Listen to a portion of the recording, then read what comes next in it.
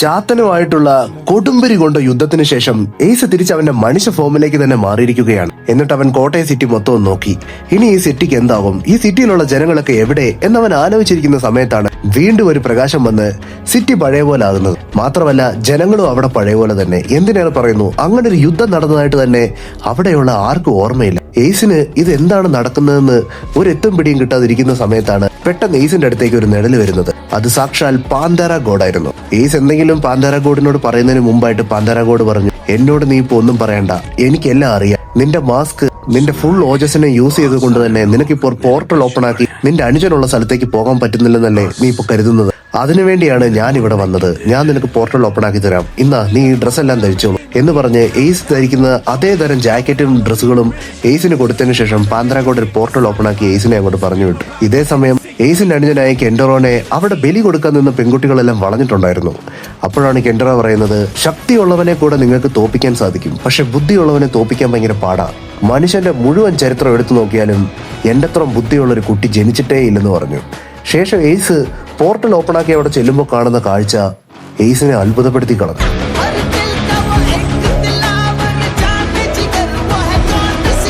ഉടനെ എയ്സ് ചോദിച്ചു, ഇതൊക്കെ എങ്ങനെയാണ് നീ സാധിക്കുന്നത്? ഈ റോബോട്ടിനെ നീ ഉണ്ടാക്കിയതാണോ? ഉടനെ കെൻഡറോ പറഞ്ഞു, നമ്മുടെ കുടുംബത്തിൽ പിറന്നുപോയില്ലേ, മിനിമം ഇത്രയെങ്കിലും കാണിക്കണ്ടേ അണ്ണ എന്ന് പറഞ്ഞിട്ട് രണ്ടുപേരും കൂടെ അവര് പൂജ ചെയ്തുകൊണ്ടിരുന്ന ശവപ്പെട്ടിയുടെ അടുത്തേക്ക് പോയി. അവരൊരു empty ആയിരുന്ന ശവപ്പെട്ടിയായിരുന്നു ആദ്യം പൂജ ചെയ്തിരുന്നത്. എന്നാൽ ഇപ്പോൾ എയ്സും കെൻഡറോയും ആ ശവപ്പെട്ടി തുറന്നപ്പോൾ അവർ ഞെട്ടിപ്പോവുകയാണ്. അവിടെ ഒരു പെൺകുട്ടി കിടക്കുന്നു. അത് കണ്ടിട്ട് എയ്സിനും കെൻഡറോയ്ക്കും ഒരുപോലെ തന്നെ അത്ഭുതമാകുകയാണ്. ഇതേ സമയം പാന്തരാഗോഡിന്റെ ഓർമ്മ കുറച്ച് പഴയ കാലത്തിലേക്ക് പോയി. പാന്തരാഗോഡിനെ ഭൂമിയിൽ വെച്ച് ഒരു ആൺകുട്ടിയും പെൺകുട്ടിയും സമൺ ചെയ്തതിനു ശേഷം പാന്തരാഗോഡ് അവർക്ക് വരം കൊടുത്തിരുന്നു. ശേഷം ആ ആൺകുട്ടി മാത്രമാണ് അവിടെ മയങ്ങിക്കിടന്നിരുന്നത്. ആ ആൺകുട്ടീനെ അധീനെ എടുത്ത് സ്വർഗത്തിൽ കൊണ്ടുപോയി. ശേഷം ആ പെൺകുട്ടീനെ ശവപ്പെട്ടിക്കകത്ത് വെച്ചു. ശേഷം അവളുടെ ആത്മാവിനെ ഒരു വനത്തിലാണ് പാന്തരാഗോഡ് കൊണ്ടുപോയത്. ഭൂമിയിൽ നിന്നെ ആരാണോ വിവാഹം കഴിക്കാൻ പോകുന്നത് അവൻ നിന്റെ ദേഹത്ത് തൊടുമ്പോൾ മാത്രമാണ് നിനക്ക് ഈ വനത്തിൽ നിന്ന് മോചനമാകുക. പിന്നെ ഈ വനത്തിൽ സോംബി ആയിട്ടുള്ള ഏഞ്ചൽസ് ഉള്ള വനമാണ്. അതുകൊണ്ട് ഡെയിലി നീ ഇവിടെ ഫൈറ്റ് ചെയ്യുക, നീ സ്ട്രോങ് ആകുക. കാരണം നീ സ്ട്രോങ് ആയാൽ മാത്രമേ നീ വിചാരിച്ച വിഷ് അതിന്റെ പൂർണ്ണതയിൽ എത്തത്തുള്ളൂ. എല്ലാം വിധിയുടെ വിളയാട്ടത്തിനാണെന്ന് കരുതും എന്ന് പറഞ്ഞ് പാന്തരാഗോഡ് അവളുടെ കയ്യിലൊരു തോക്ക് കൊടുത്തിട്ട് പോയി. ആ പെൺകുട്ടി അവിടെയുള്ള സോംബി ഏഞ്ചൽസിന്റെ കൂടെ ആ തോക്ക് വെച്ചിട്ടാണ് ഫൈറ്റ് ചെയ്തുകൊണ്ടിരുന്നത്. കാലങ്ങൾ മുന്നോട്ട് പോകും തോറും അവളുടെ ഫൈറ്റിംഗ് മികവും കൂടിക്കൂടി വന്നു. സോംബി ഏഞ്ചൽസ് എല്ലാം കൂടെ അവളെ കീഴ്പ്പെടുത്തിയതിനു ശേഷം അവളെ കൊല്ലുവാനായി തുടങ്ങുന്നതിന് അതേ സെക്കൻഡിൽ തന്നെയാണ് പാരലായിട്ട് എയ്സ് ഭൂലോകത്ത് വെച്ച് അവളുടെ ശരീരത്ത് തൊടുന്നത്. എന്നിട്ട് അവൾ കണ്ണു തുറന്ന് കാണുന്ന കാഴ്ച, പ്രിയനൊരാൾ ഇന്നു വന്നുവോ എന്റെ ജാലകത്തിലെ രാത്രി മൈന കാതിൽ മൂളിയോ. അവൾ എഴുന്നേറ്റ പാടെ എയ്സിനെ കെട്ടിപ്പിടിച്ച് തുരുതുരെ ഉമ്മ വെക്കാൻ തുടങ്ങി. എയ്സ് ഉടനെ അത്ഭുതപ്പെട്ടു പോയി. എന്താണ് ഈ പെൺകുട്ടി കാണിക്കുന്നത്? സ്ത്രീയെ എനിക്ക് നിന്നെ അറിയത്തില്ല, മാറി നിൽക്കുവാനൊക്കെ എയ്സ് പറയുന്നുണ്ട്. പക്ഷെ അപ്പോഴും ആ പെൺകുട്ടി കരഞ്ഞുകൊണ്ട് പറയുന്നു, നീ എന്നെ രക്ഷിക്കാൻ വേണ്ടി വന്നുവല്ലേ, നീ വരുമെന്ന് എനിക്ക് ഉറപ്പായിരുന്നു. ഒന്നും രണ്ടും അല്ല, ആയിരക്കണക്കിന് വർഷങ്ങളാണ് ഞാൻ നിനക്ക് വേണ്ടി കാത്തിരുന്നത്. ഇനി നിന്നെ ആർക്കും ഞാൻ വിട്ടുകൊടുക്കില്ല എന്നൊക്കെയാണ് ആ പെൺകുട്ടി പറഞ്ഞുകൊണ്ടിരിക്കുന്നത്. ഇതേ സമയം കെൻഡറോ എന്തെന്നില്ലാതെ ഇങ്ങനെ ആലോചിച്ചുകൊണ്ടിരിക്കുകയാണ് എന്തൊക്കെയാണ് തന്റെ ജീവിതത്തിൽ നടക്കുന്നതെന്ന്. ശേഷം ഈ കുട്ടിയെ ഇവിടെ ഉപേക്ഷിച്ചിട്ട് പോകാൻ വേണ്ടി എയ്സ് തുടങ്ങിയപ്പോൾ കെൻഡറോ പറഞ്ഞു, ഇല്ലില്ല, ഇവളെ ഉപേക്ഷിച്ചിട്ട് പോയാൽ ഇവളെ വീണ്ടും പൂജയ്ക്ക് കൊണ്ടുപോയാലോ, അതുകൊണ്ട് നമുക്ക് തന്നെ ഇവളെ കൊണ്ടുപോകാമെന്ന് കെൻഡറോ എയ്സിനോടായി പറഞ്ഞു. വേറെ വഴിയില്ലാത്തതുകൊണ്ട് ഇവര് 2099 ടിക്കറ്റ് എടുത്തു. ഇതേ സമയം 2099 നമ്മുടെ ലിയോ എയ്സിനെയും കെൻഡറോനെയും അവിടെ ആകെ അരിച്ചു പെറുക്കുകയാണ്. ഒരിടത്തും കാണാനില്ല. കെൻഡറോയുടെ സ്കൂളിലെല്ലാം പോയി അന്വേഷിച്ചു. കെൻഡറോ അവിടെ വന്നിട്ടില്ലെന്നാണ് പറയുന്നത്. ഉടനെ ലിയോയ്ക്ക് അത്ഭുതമായി. ഇനി കടലമ്മയുടെ ആൾക്കാരാണോ തന്റെ അനുജന്മാരെ കടത്തിക്കൊണ്ട് പോയതെന്ന് ലിയോയ്ക്ക് അതിയായ സംശയം തോന്നി.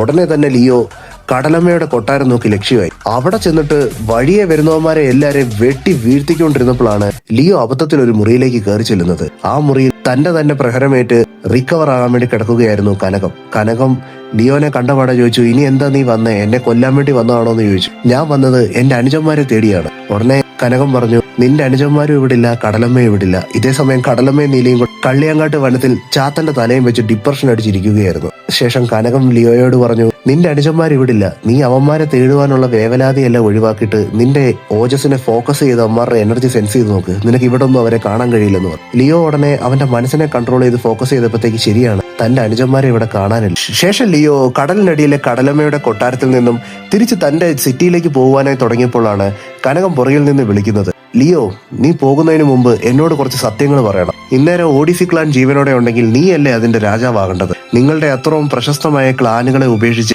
എന്തിനാണ് നീ ഇപ്പോൾ ഭൂമിയിൽ വന്ന് താമസിക്കുന്നത്? എന്താണ് ഇതിന്റെയൊക്കെ പിന്നിൽ? ഉടനെ ലിയോ അവളോടായി പറഞ്ഞു, എന്റെ ജീവിതത്തിലെ സങ്കടങ്ങളും സന്തോഷങ്ങളും രഹസ്യങ്ങളും എല്ലാം ഞാൻ എനിക്ക് ഒരുപാട് അടുപ്പമുള്ളവരോടും പ്രിയപ്പെട്ടവരോടും മാത്രമേ പറയത്തുള്ളൂ. നീ ഒരിക്കലും എനിക്ക് പ്രിയപ്പെട്ടവളല്ല കനകം എന്ന് പറഞ്ഞിട്ട് ലിയോ അവിടുന്ന് പോയി. അന്നേരം കനകത്തിന്റെ മനസ്സിലേക്ക് കുറച്ച് പഴയ കാര്യങ്ങൾ ഓർമ്മ വന്നു. പണ്ട് കനകം കൊച്ചുകുട്ടിയായിരിക്കുമ്പോൾ കടലമ്മയോട് ചോദിക്കുമായിരുന്നു, എന്നെ ആരായിരിക്കും വിവാഹം കഴിക്കാൻ പോകുന്നതെന്ന്. അന്ന് കടലമ്മ പറഞ്ഞു, എനിക്ക് ശേഷം അടുത്ത കടലമ്മയാകാൻ പോകുന്നത് നീയാണ് കനകം. അതുകൊണ്ട് തന്നെ ഓഡിസി ക്ലാനിലെ ക്രിസ്റ്റഫർ ഓഡീസിക്ക് ശേഷം അടുത്ത രാജാവാകാൻ പോകുന്ന ലിയോ ഓഡീസിക്കായിരിക്കും നിന്നെ ഞാൻ വിവാഹം കഴിച്ചു കൊടുക്കുക. അങ്ങനെ ആ ആളെ നേരിൽ പോലും കാണാത്ത കനകം അയാളെ തന്നെ ചെറുപ്പം തൊട്ടേ മനസ്സിൽ കൊണ്ട് നടക്കുകയായിരുന്നു. പെട്ടെന്നാണ് ഒരു ദിവസം ഒരു വാർത്ത കേൾക്കുന്നത്. ഓഡിസി ക്ലാനിലുള്ള എല്ലാരെയും ഒറ്റ രാത്രി കൊണ്ട് തന്നെ ആരോ കൊന്നിരിക്കുന്നു. അതിൽ ലിയോ ഓഡീസിയും മരണപ്പെട്ടതായാണ് വാർത്ത. പിന്നീട് ഒരുപാട് കാലങ്ങൾക്ക് ശേഷമാണ് താൻ കഥകളിലും മറ്റും കേട്ടിട്ടുള്ള ലിയോയെ അവൾ നേരിട്ട് കാണുന്നത്. പക്ഷെ അവരുടെ ആദ്യത്തെ കൂടിക്കാഴ്ച അതത്ര നല്ല കൂടിക്കാഴ്ച ആയിരുന്നില്ല. അവൾക്ക് എന്തോ നഷ്ടപ്പെട്ടു പോയതൊക്കെ എന്തോ തിരിച്ചു കിട്ടിയ ഒരു ഫീലാണ് ഇപ്പോൾ കനകത്തിന് കിട്ടിയിരിക്കുന്നത്. ഇതേ സമയം ലിയോ ഓഡീസി ഹോട്ടലിൽ ചെല്ലുമ്പോഴേക്ക് അവിടെ ഒരു വലിയ ബഹളം തന്നെയാണ് കേൾക്കുന്നത്. തന്റെ അനുജനായ എയ്സ് തിരികെ വന്നിരിക്കുന്നു. കെൻഡറോയും ഉണ്ട്. അവരുടെ കൂടെ തന്നെ വേറൊരു പെൺകുട്ടിയും ഉണ്ട്. ആ പെൺകുട്ടീനെ കണ്ടപാടെ ഓഡീസി അപ്പൂപ്പനും അമ്പരുന്നു, മാർക്കോയും അമ്പരുന്നു. പക്ഷെ ഏറ്റവും വലിയ പ്രശ്നക്കാരൻ ഡൂക്കാണ്. ഡൂക്ക് അവിടെ കിടന്ന് എയ്സിനെ പറയാത്തതായിട്ട് ഒന്നുമില്ല. എടാ, നിനക്ക് എങ്ങനെ തോന്നിയിടാ ഒരു പെണ്ണിനെ വിളിച്ചോണ്ട് വരാൻ? നിന്റെ മേലെ കെട്ടിക്കാൻ പ്രായമായി രണ്ട ചേട്ടന്മാരും കെട്ടാൻ മുട്ടിയിരിക്കുന്ന ഒരു അനിയനും ഉണ്ടെന്നുള്ള കാര്യം നിനക്ക് അറിയത്തില്ലായിരുന്നോടാ? എടാ, ഒന്നുമില്ലെങ്കിലും നീ നമ്മുടെ വല്യേട്ടനെ ഓർക്കണ്ടായിരുന്നോ എന്ന് പറഞ്ഞപ്പോഴത്തേക്ക് ലിയോ അങ്ങോട്ട് കയറി ചെന്നു. വല്യേട്ടനെ കണ്ടുപടിയടാ, ഈ കണ്ട കാലം മുഴുവൻ ഇവിടെ ജീവിച്ചിട്ട് അങ്ങേരെ ആരുടെയും മുഖത്ത് നോക്കുന്നത് നീ കണ്ടിട്ടുണ്ടോ എന്ന് പറഞ്ഞു തീരുകയും പെട്ടെന്നൊരു കോളിംഗ് ബെൽ അടിക്കുകയാണ്. എല്ലാരും തിരിഞ്ഞു നോക്കുമ്പോഴത്തേക്ക് കനകമാണ് വന്നിരിക്കുന്നത്. കനകം വന്നിരിക്കുന്നത് ലിയോനെ തേടിയാണ്. ഞാൻ ലിയോ ഓഡീസിനെ തേടിയാണ് വന്നതെന്ന് പറഞ്ഞു. പെട്ടെന്ന് ഡ്യൂക്കിന്റെ ചങ്ക് തകർന്നു പോയി. ഡ്യൂക്ക് ഉടനെ ലിയോയുടെ കോളറെ കൊത്തിപ്പിടിച്ചിട്ട് പറഞ്ഞു, വല്യേട്ടാ, നമുക്ക് കുറച്ച് കാര്യങ്ങൾ സംസാരിക്കാനുണ്ട്. അപ്പൊ ഓഡീസി അപ്പൂപ്പന് ഒരുപാട് സന്തോഷമായി. എന്തായാലും നമ്മുടെ വീട് തേടി വന്ന രണ്ട് പെൺകുട്ടികളല്ല, എന്തായാലും നിങ്ങൾ വന്നത് നല്ല സമയത്താണ്. നാളെ ഓഡീസി ഹോട്ടൽ തുടങ്ങിയിട്ട് 25 വർഷമാകുകയാണ്. അതിന്റെ സിൽവർ ജൂബിലി ഞങ്ങൾ ആഘോഷിക്കാൻ വേണ്ടി പോവുകയാണ്. നിങ്ങൾ അതെല്ലാം കൂടിയിട്ട് ഇനി വീട്ടിൽ പോയാൽ മതി. ഇപ്പൊ വാ, നിങ്ങളെ എല്ലാവരും ഞാൻ സൽക്കരിക്കാമെന്ന് പറഞ്ഞു. പെട്ടെന്നാണ് അങ്ങോട്ടേക്ക് ഒരു കസ്റ്റമർ വന്നിട്ട്, ചേട്ടാ ഞെട്ടിക്കൽ ബിരിയാണി ഉണ്ടോ എന്ന് ചോദിക്കും. ഇതോടെ കേട്ടോടെ ഡൂക്കിന് പൊളിഞ്ഞ് അവന്റെ അമ്മയുടെ ഞെട്ടിക്കൽ ബിരിയാണി എന്ന് പറഞ്ഞ് ബിരിയാണി അവന്റെ കൈ കൊടുത്തിട്ട് അവന്റെ ചെവി പോയി പറഞ്ഞു, നിന്റെ ഭാര്യ ചന്ദ്രന്റെ കൂടെ ചന്ദ്രനിലേക്ക് ഒളിച്ചോടി പോയടാ കഴിവറാണ്. അതിനുശേഷം അവരെല്ലാരും ഭക്ഷണം കഴിക്കുവാനായി തുടങ്ങി. ലിയോയുടെ അടുത്തിരിക്കുന്നത് കനകമാണ്. ലിയോയ്ക്കും കനകത്തിനും എന്തോ അസ്വസ്ഥത പോലെ തമ്മി ഇരിക്കും. എയ്സിന്റെ അടുത്തിരിക്കുന്ന ചന്ദ്രികയാട്ടെ ഭക്ഷണം ആദ്യം കണ്ട പോലെ ഭയങ്കര തീറ്റി. ചന്ദ്രികയ്ക്ക് കോമ്പറ്റീഷൻ കൊടുക്കുന്ന പോലെ തന്നെയാണ് മാർക്കോയും കഴിക്കുന്നത്. എന്നാൽ ഡ്യൂക്കിന്റെ അവസ്ഥ വളരെ ദാരുണമായിരുന്നു. ഡ്യൂക്ക് എന്തെങ്കിലും വെച്ചൊന്ന് കഴിക്കാന്ന് പറഞ്ഞ് നോക്കുമ്പോഴത്തേക്കാണ് തൊട്ടടുത്ത് എയ്സിനെയും ചന്ദ്രികനെയും കാണുന്നത്. പിന്നെ ഡ്യൂക്ക് ഉള്ള ജീവനും കൊണ്ട് ഒന്നുകൂടെ കഴിക്കാൻ വേണ്ടി നോക്കുമ്പോൾ തൊട്ടടുത്ത് ലിയോയും കനകവും ഇരിക്കുന്നത്. അതോടുകൂടി തന്നെ ഡ്യൂക്കിന് ഭക്ഷണം കഴിക്കാനുള്ള മൂഡ് തന്നെ പോയി. ഓഡീസി അപ്പൂപ്പൻ ഭക്ഷണം കഴിച്ചുകൊണ്ട് തന്നെ ഒരു കാര്യം നോട്ട് ചെയ്തു. എയ്സും ഇതുവരെ ഭക്ഷണത്തെ തൊട്ടിട്ടില്ല, ലിയോയും ഇതുവരെ ഭക്ഷണത്തെ തൊട്ടിട്ടില്ല. രണ്ടുപേർക്കും എന്തോ തമ്മി പറയാനുള്ളൂ. എയ്സിന്റെ മനസ്സ് മുഴുവൻ ചാത്തം പറഞ്ഞിട്ടുള്ള കാര്യമായിരുന്നു. ലിയോയുടെ മനസ്സ് മുഴുവൻ ആയിക്കോട്ടെ, എന്തിനാണ് എയ്സിനെ തേടി ഇവരെല്ലാരും വരുന്നു എന്നുള്ള ചോദ്യമായിരുന്നു. പെട്ടെന്നാണ് അങ്ങോട്ടേക്ക് ഒരു വലിയ പാന്തറ നടന്നു വരുന്നത്. ആ ബ്ലാക്ക് പാന്തറിനെ കണ്ടവിടെ എല്ലാവരും ഒന്ന് അമ്പരുന്നു. പക്ഷെ ഓഡീസി അപ്പൂപ്പൻ പറഞ്ഞു, എത്ര കാലമായി പാന്തറ നിന്നെ കണ്ടിട്ട്, നീ നിന്റെ ആ രൂപത്തിലേക്ക് മാറൂ, നിന്നെ ആ രൂപത്തിൽ കണ്ടിട്ട് എത്ര കാലമായി. ഉടനെ പാന്താരാഗോഡ് പറഞ്ഞു, ശരിയാ, ഞാനും എന്റെ രൂപത്തിലേക്ക് മാറിയിട്ട് ഒരുപാട് കാലമായി എന്ന് പറഞ്ഞു. പാന്താരാഗോഡ് അതിന്റെ രൂപത്തിലേക്ക് മാറി. അമ്മാതിരി സ്ക്രീൻ പ്രസൻസ് ആയിരുന്നു പാന്താരാഗോഡിന്. പാന്താരാഗോഡ് ഇരുന്നിട്ട് പറഞ്ഞു, ക്രിസ്റ്റഫർ, എത്ര ഭക്ഷണം കഴിച്ചാലും നീ ഉണ്ടാക്കുന്ന ഭക്ഷണം പോലെ വരില്ലല്ലോ ക്രിസ്റ്റഫർ. ഇതൊക്കെ കേട്ടിട്ട് എയ്സിന് വീണ്ടും സംശയമാവുകയാണ്. ചാത്തൻ പറഞ്ഞതിൽ എന്തൊക്കെയോ കാര്യമുണ്ട്. ഉടനെ പാന്താരാഗോഡ് പറഞ്ഞു തുടങ്ങി, എയ്സ്, നീ അറിയേണ്ട ചരിത്രം തുടങ്ങുന്നത് ഒരുപാട് പഴയ കാലത്തെന്ന് പറയുന്നത് തെറ്റാണ്. കാരണം സമയം എന്നൊരു സങ്കല്പം തന്നെ ഇല്ലാതിരുന്ന എംപ്റ്റി വോയിഡിൽ നിന്നാണ് പ്രപഞ്ചത്തിൽ സൃഷ്ടികളെല്ലാം ഉണ്ടാകുന്നതിന് മുമ്പ് മുഴുവൻ ഇരുട്ടായിരുന്നു. സമയം പോലും ഇല്ലാതിരുന്ന ആ ഒരു അവസ്ഥയിൽ പാർവൻ എന്ന് പറയുന്ന ഒരു വ്യക്തി ആ ഇരുളിലൂടെ സഞ്ചരിക്കുകയായിരുന്നു. പാർവന് ബോറടിച്ചിട്ട് അദ്ദേഹം ഒരു യൂണിവേഴ്സ് ക്രിയേറ്റ് ചെയ്യുവാനായി തീരുമാനിച്ചു. അങ്ങനെ പാർവൻ സ്വന്തമായി ഒരു യൂണിവേഴ്സ് ക്രിയേറ്റ് ചെയ്തു. ശേഷം 3 റേസുകളെയാണ് പാർവൻ അതിൽ വസിക്കാനായി സൃഷ്ടിച്ചത്. 1 ദേവന്മാർ, 2 അസുരന്മാർ, 3 മനുഷ്യന്മാരും. അതിനുശേഷം പാർവൻ ഡെയിലി തന്റെ സൃഷ്ടിയെ വന്ന് കാണുവാനായി തുടങ്ങി. അതിൽ പാർവൻ കണ്ടെത്തിയ ഒരു ആനന്ദം എന്തെന്ന് വെച്ച് കഴിഞ്ഞാൽ അസുരന്മാരുടെയും ദേവന്മാരുടെയും മനുഷ്യന്മാരുടെയും ജീവിതത്തിന്റെ സൈക്കിളാണ്. രണ്ടുപേര് തമ്മിൽ സ്നേഹിക്കുക, അവർക്കൊരു കുട്ടി ഉണ്ടാകുക, ആ കുട്ടി വളർന്നു കഴിഞ്ഞാൽ അത് വേറൊരാളായി സ്നേഹിക്കുക, അവർക്ക് വീണ്ടും കുട്ടികൾ ഉണ്ടാകുക എന്നുള്ള ഈ ജനന മരണ നിരക്കിൽ പാർവൻ എന്തെന്നില്ലാത്ത ഒരു ഹാർമോണി കണ്ടെത്തി. ശേഷം പാർവനും അതിയായ ആഗ്രഹം തോന്നി. പാർവന് സ്വന്തമായിട്ടൊരു കുട്ടിയെ ജനിപ്പിക്കാനായി തീരുമാനിച്ചു. അങ്ങനെ പാർവന്റെ ഡയറക്റ്റ് ബ്ലഡിൽ നിന്നും പിറന്ന കുട്ടിയാണ് ഷൈറോ ഓഡീസി. ഷൈറോ ഓഡീസിയെ ആ ലോകത്തുള്ള എല്ലാവരും വളരെയധികം അഭിമാനത്തോടെയും വളരെയധികം റെസ്പെക്റ്റോടു കൂടിയുമാണ് ട്രീറ്റ് ചെയ്തിരുന്നത്. കാരണം പാർവന്റെ നേർപുത്രനായതുകൊണ്ട്. അതുകൊണ്ട് തന്നെ അസുരന്മാരും ദേവന്മാരും എല്ലാം ഷൈറോനെ അവരുടെ ക്ലാനിലേക്ക് ക്ഷണിക്കുവാനായി ശ്രമിച്ചു. പക്ഷേ ഷൈറോയ്ക്ക് ഇഷ്ടം മറ്റൊന്നായിരുന്നു. ഷൈറോയ്ക്ക് മൃഗങ്ങളോട് ചെറുപ്പം തൊട്ടേ അതിയായ ഇഷ്ടമായിരുന്നു. അതുകൊണ്ട് തന്നെ തനിക്ക് മൃഗങ്ങളെ കൊണ്ട് ബേസ് ചെയ്തൊരു ക്ലാൻ വേണമെന്നാണ് ഷൈറോ ഏറ്റവും കൂടുതൽ ആഗ്രഹിച്ചത്. ഷൈറോ ഓഡീസിയും വളർന്ന് ഒരു പൂർണ്ണ വളർച്ചയെത്തിയ പുരുഷനായി തീർന്നു. ശേഷം ഷൈറോ ഓഡീസിയെ മൃഗങ്ങളെയെല്ലാം ബേസ് ചെയ്ത് ഒരു ക്ലാൻ ഉണ്ടാക്കുവാനായി തീരുമാനിച്ചു. അതിനുവേണ്ടി അവൻ ദേവന്മാരുടെ അടുത്തു നിന്നും അസുരന്മാരുടെ അടുത്തു നിന്നും സുന്ദരിയായ ഒരു ദേവീനെയും രാക്ഷസീനെ വിവാഹം ചെയ്തു. ദേവീനെയും രാക്ഷസീനെ വിവാഹം ചെയ്തുകൊണ്ട് തന്നെ ഷൈറോയുടെ പിൻഗാമികളെല്ലാം അതീവ ശക്തിശാലിയായ ഹൈബ്രിഡുകളായിരുന്നു. ദേവന്മാരുടെ അസുരന്മാരുടെ ബ്ലഡുള്ള ആ ഹൈബ്രിഡുകളെയും ദേവാസുര ലോകത്ത് വളരെയധികം ബഹുമാനത്തോടു കൂടി തന്നെയാണ് എല്ലാവരും ട്രീറ്റ് ചെയ്തിരുന്നത്. എന്നാൽ എല്ലാ ഹൈബ്രിഡുകളെയും ഒരുപോലെയല്ല ദേവാസുര ലോകത്ത് ട്രീറ്റ് ചെയ്തിരുന്നത്. അതിന്റെ ഏറ്റവും വലിയ ഉദാഹരണമാണ് മംഗ്രൽസ്. മംഗ്രൽ എന്ന സിറ്റി ദേവാസുര ലോകത്തെ ഒരു ബോർഡർ സിറ്റിയാണ്. ദേവന്മാരുടെ അസുരന്മാരുടെ രാജ്യത്തിന്റെ ബോർഡർ. ദേവാസുര യുദ്ധത്തിൽ ഭർത്താക്കന്മാർ നഷ്ടപ്പെട്ട സ്ത്രീകൾ വേശ്യാവൃതം നടത്തിക്കൊണ്ടിരുന്ന സ്ഥലമായിരുന്നു മംഗ്രൽസ്. അങ്ങനെ ജനിച്ച കുട്ടികളാണ് മംഗ്രൽസ് എന്നറിയപ്പെടുന്നത്. ഈ മംഗ്രൽ ക്ലാനിലുള്ള കുട്ടികളെയെല്ലാം ദേവാസുര ലോകത്ത് ഒരു അപമാനമായിട്ടാണ് ട്രീറ്റ് ചെയ്തിരുന്നത്. അതുകൊണ്ട് തന്നെ ഈ എണ്ണത്തിനെ അവർ വിഷം വെച്ച് കൊല്ലുവാനായി തീരുമാനിച്ചു. അങ്ങനെ വിഷം കഴിച്ച് മരിക്കാൻ കിടന്ന മംഗ്രൽസിന്റെ ഇടയിലേക്കാണ് ഒരമ്മ പ്രസവബലി കാരണം ഒരു കുട്ടിയെ ജനിപ്പിക്കുന്നത്. ജീവിതത്തിൽ പ്രതീക്ഷകളെല്ലാം തീരുമ്പോഴാണ് അത്ഭുതങ്ങൾ ഉണ്ടാകുന്നത്. ആ കുട്ടി ജനിച്ചതിന് ശേഷം ആ അമ്മയ്ക്ക് യാതൊരുവിധ പ്രസവ വേദന അനുഭവപ്പെടുന്നില്ല. ഉടനെ ആ അമ്മ ആ കുട്ടിയെ കയ്യിലെടുത്ത് ആ കുട്ടിയുടെ കണ്ണുകളിലേക്ക് നോക്കിയപ്പോൾ ആ സ്ത്രീ അമ്പരന്ന് പോവുകയാണ്. കാരണം ആ കുട്ടിയുടെ കണ്ണിൽ അവർ കണ്ടത്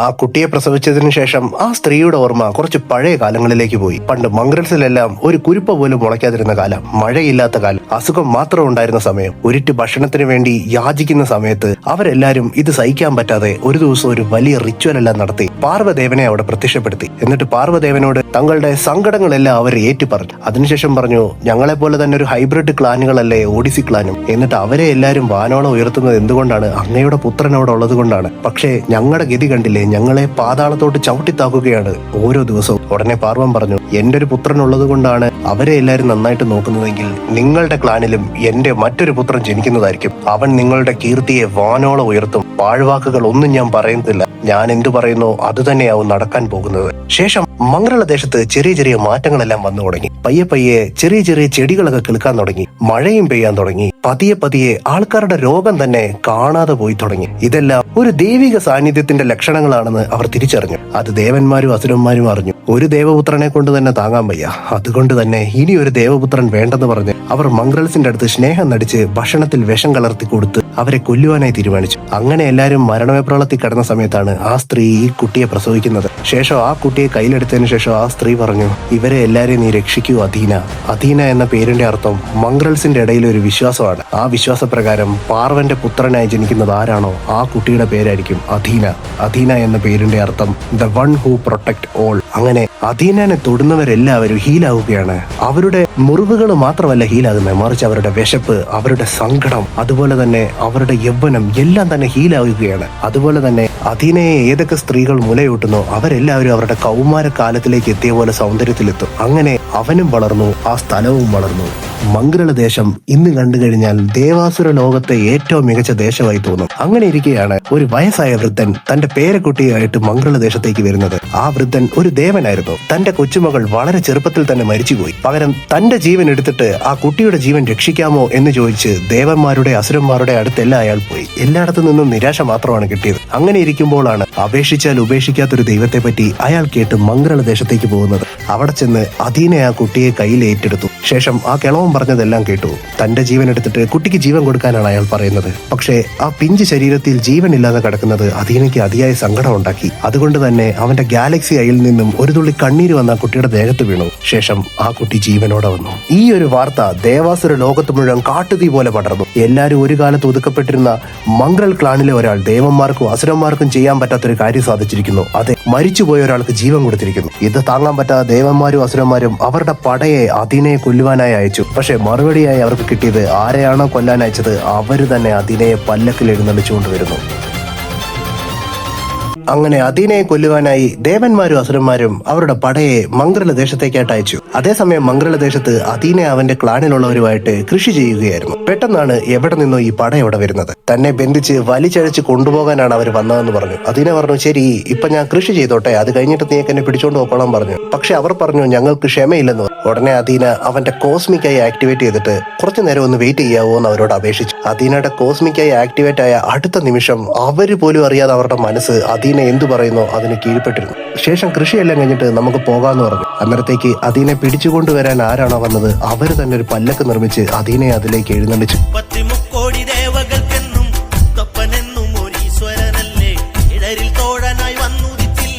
ദേവന്മാരും അസുരന്മാരും അദീനയുടെ മരണമാണ് പ്രതീക്ഷിച്ചിരുന്നെങ്കിൽ അവര് കാണുന്നത് കൊല്ലാൻ അയച്ച ആളുകൾ തന്നെ അദീനയെ ആനയിച്ച് എഴുന്നള്ളിച്ച് കൊണ്ടുവരുന്നതാണ്. ശേഷം ദേവന്മാരോടും അസുരന്മാരോടുമായി അദീന പറഞ്ഞു, നിങ്ങൾ കേട്ടിട്ടില്ലേ, അപേക്ഷിച്ചാൽ ഞാൻ ഒരിക്കലും ഉപേക്ഷിക്കുകയല്ല. എന്നെ കൊല്ലുന്നത് വിട്ടിട്ട് നിങ്ങളുടെ സങ്കടങ്ങളൊക്കെ എന്നോട് അപേക്ഷിക്കൂ, ഞാൻ നിങ്ങളെ ഒരിക്കലും ഉപേക്ഷിക്കില്ലെന്ന് പറഞ്ഞു. ശേഷം അദീന തിരിച്ചു നടക്കാൻ വേണ്ടി തുടങ്ങുമ്പോഴാണ് പെട്ടെന്നൊരു പോർട്ടൽ ഓപ്പൺ ആയി അദീന ഒരു വലിയ ഫൈറ്റിംഗ് അരീനയിലോട്ട് കയറി ചെല്ലുന്നത്. അദീന മനസ്സിൽ പറഞ്ഞു, താൻ ഒരു കോസ്മിക്കായി യൂസർ ആണല്ലോ, തന്നെ ടെലിപ്പോർട്ട് ചെയ്യണമെങ്കിൽ തന്നെ ടെലിപ്പോർട്ട് ചെയ്ത ആളും ഒരു കോസ്മിക്കായി യൂസർ തന്നെ ആയിരിക്കണം. അങ്ങനെയെങ്കിൽ ഈ ദേവാസുര ലോകത്ത് തന്നെ കൂടാതെ ഒരു കോസ്മിക്കായി ഉള്ളത് തന്റെ ജ്യേഷ്ഠന് മാത്രമാണ്. അന്നേരം അരീനയുടെ തൊട്ട് നടുക്ക് തന്നെ ബലിഷ്ഠമായ ശരീരം കൊണ്ട് ഒരാൾ കുതിരയെ എണ്ണ തേപ്പിച്ചുകൊണ്ടിരിക്കുകയായിരുന്നു. വീണ് കിടക്കുന്നവരെ അടിക്കരുതെന്ന് എന്റെ അച്ഛൻ പറഞ്ഞിട്ടുണ്ട്. താഴെ വീണ് കിടക്കുന്നവരെ അടിക്കരുതെന്ന് എന്റെ അച്ഛനും പറഞ്ഞിട്ടുണ്ട്. SI കൃഷ്ണൻ നായർ അനിയാ ചേട്ടാ. ശേഷം അയാൾ അദീനയോട് പറഞ്ഞു, അദീന, നീയും ഞാനും ഒന്നിച്ചു കഴിഞ്ഞാൽ ഈ ലോകത്ത് നമ്മളെ തടുക്കാൻ ഒന്നുമില്ല. നീയും എന്റെത്രം ശക്തൻ തന്നെയാണ്. അതുകൊണ്ട് നിന്റെ ശക്തി എന്നിലേക്ക് കാണിക്കൂ അദീന, നമുക്കൊരു ഫ്രണ്ട്ലി മാച്ച് ചെയ്യാന്ന് പറഞ്ഞു. അദീന പറഞ്ഞു, ശരി, സമ്മതം. പക്ഷേ ഓഡിസി ക്ലാൻ മാത്രമല്ലേ ഈ അരീനയിലുള്ളൂ, അത് ശരിയാണോ ജ്യേഷ്ഠ? അതുകൊണ്ട് ഞാൻ എന്റെ മംഗൾ ക്ലാനിനെ കൂടെ കൊണ്ടുവരുവാന്ന് പറഞ്ഞ് അദീനയുടെ വിരൽ ഞൊടിച്ചു. അടുത്ത നിമിഷം മംഗൾ ക്ലാൻസും അവിടെ വന്നു. ഓഡിസി ക്ലാനും മംഗൾസ് ക്ലാനും അവരുടെ തന്നെ ദൈവങ്ങൾ തമ്മിലുള്ള പോരാട്ടത്തിന് വേണ്ടി കാത്തിരുന്നു. ആ ക്ലാനുകൾ മാത്രമല്ല കാത്തിരുന്നത്, ആകാശത്ത് തന്റെ പുത്രന്മാരുടെ യുദ്ധം കാണാനായി പാർവനും വന്നു. എന്നാൽ പാർവനും മാത്രമല്ല വന്നത്, ആകാശത്ത് പാർവന്റെ സുഹൃത്തുക്കളും കൂടിയിട്ടുണ്ടായിരുന്നു അവരുടെ യുദ്ധം കാണാനായി. ബുദ്ധനുണ്ടായിരുന്നു, സിയൂസ് ഉണ്ടായിരുന്നു, പൊസൈഡൻ ഉണ്ടായിരുന്നു, ജീസസ് ഉണ്ടായിരുന്നു, എന്തിനേറെ പറയുന്നു, ഭഗവാൻ പരമശിവൻ വരെ വന്നു ദേവപുത്രന്മാരുടെ യുദ്ധം കാണുവാനായി. ഷൈറോ തന്റെ വലിയ ഹാമർ കയ്യിലേന്തി നിന്നു. അദീന അവന്റെ കോസ്മിക് പവറും ആക്ടിവേറ്റ് ചെയ്തു. ശേഷം ജ്യേഷ്ഠനും അനിയനും കൂടെ ഒരു സൂര്യന്റെ ഉള്ളിൽ നിന്നും വരുന്നത്ര തേജസ്സോടു കൂടി പരസ്പരം ഏറ്റുമുട്ടുവാനായി പാഞ്ഞെടുത്തു.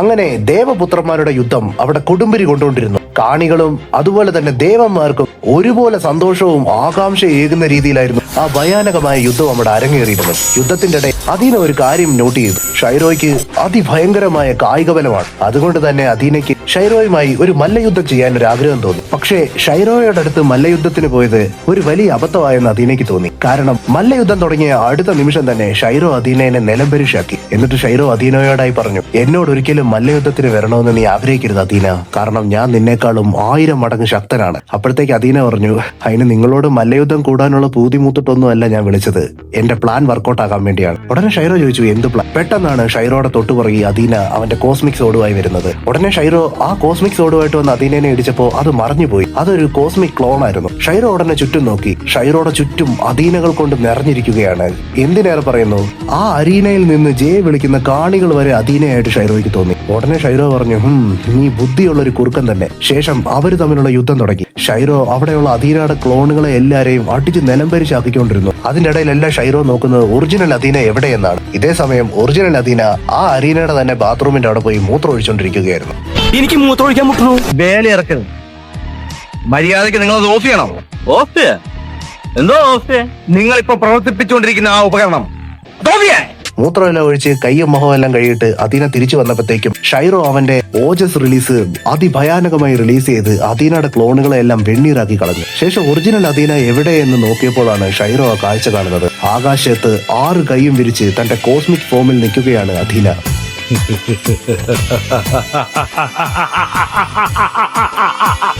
I am the only one.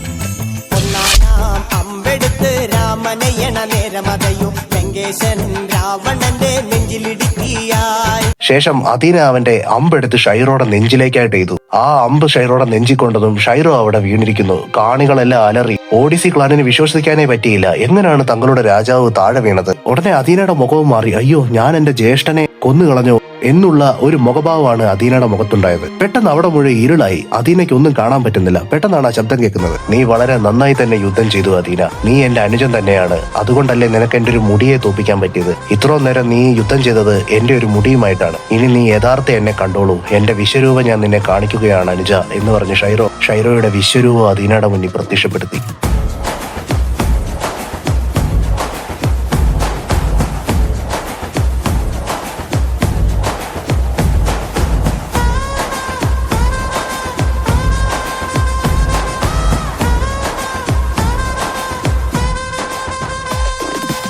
അങ്ങനെ ദേവപുത്രന്മാരുടെ യുദ്ധം കൊടുമ്പിരി കൊണ്ടുകൊണ്ടിരുന്ന ആ ഒരു സമയത്ത് കാണികൾക്കും ദേവന്മാർക്കും എല്ലാം ഒരുപോലെ തന്നെ ഒരു ആശങ്കയുണ്ടായി. ഷൈറോയും അതുപോലെ തന്നെ അദീനയും അവരുടെ കോസ്മിക് ഫോമുകളിലാണ് നിൽക്കുന്നത്. രണ്ടുപേരും എന്തെങ്കിലുമൊക്കെ കാണിച്ചു കഴിഞ്ഞാൽ ദേവാസുര ലോകം തന്നെ ഇല്ലാതായി പോകും. അങ്ങനെ ഇരിക്കുമ്പോഴാണ് മതി ഈ യുദ്ധം എന്നൊരു ശബ്ദം കേൾക്കുന്നത്. അദീനയും ഷൈറോയും നോക്കുമ്പോൾ അവർ രണ്ടുപേരും നിൽക്കുന്നത് മറ്റൊരു വ്യക്തിയുടെ വിരലിലാണ്. ആ വ്യക്തി ആരാണെന്ന് അവർ നോക്കിയപ്പോൾ സാക്ഷാൽ പാന്തര ഗോഡ് തന്നെയാണ്. ഒരു ഫ്രണ്ട്ലി മാച്ചിന് ഇത്രത്തോളം പവറപ്പിന്റെ ആവശ്യമില്ല എന്ന് പറഞ്ഞ് പാന്തര ഗോഡ് അവരുടെ രണ്ടുപേരുടെയും പവറിനെ ഒബ്സർവ് ചെയ്തെടുത്തു. ശേഷം ഈ യുദ്ധം നിർത്തിവെക്കാൻ പറഞ്ഞു. ഷൈറോയ്ക്ക് പക്ഷേ അതൊട്ടും തന്നെ പിടിച്ചില്ല.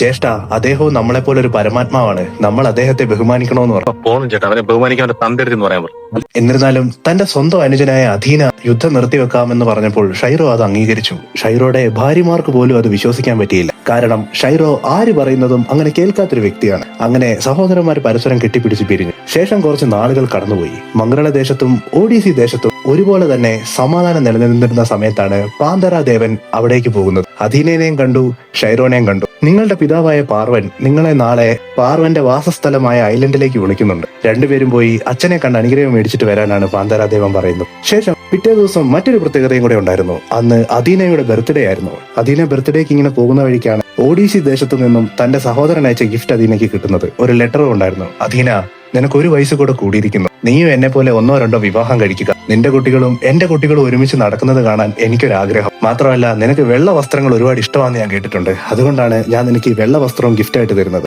ശേഷം ഒഡീസി ദേശവും മംഗള ദേശവും അവരവരുടെ രാജാക്കന്മാരെ എഴുന്നള്ളിച്ചു കൊണ്ടുപോയി.